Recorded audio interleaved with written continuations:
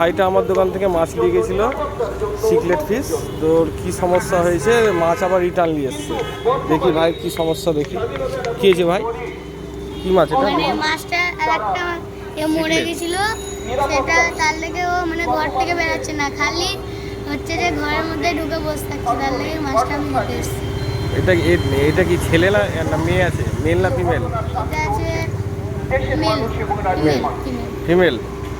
আর ছেলেটা কি হয়েছে? ওটা মানে উল্টে উল্টে মরে গেছে, মানে উল্টে পাল্টে কি করে মরে গেছে। এক জোড়া নিয়ে গেছিলিস? হ্যাঁ। এই মাছটা তাহলে কি করবি, রিটার্ন করে দিচ্ছ? রাখবা না আর বাড়িতে? কি মাছ লিবা এর বদলে? অন্য কোনো মাছ ফাছ লিবা কি? হ্যাঁ, মাছ নেই। কি মাছ লিবা? মলিন। বলো। দেখেন বন্ধুরা, আপনারা যদি ভাবেন ছেলেটা কি ঠিক বলছে না ভুল বলছে, একটা মাছ নিয়ে এসছে, একটা মরে গেছে, ওই জন্য টেনশানে ও রিটার্ন নিয়ে চলে এসছে। তো আমি রিটার্ন করি না, কিন্তু ছেলেটার এত কিউটনেস মুখটা, মানে হাসি মুখ, তাই আমি রিটার্ন নিলাম মাছটা।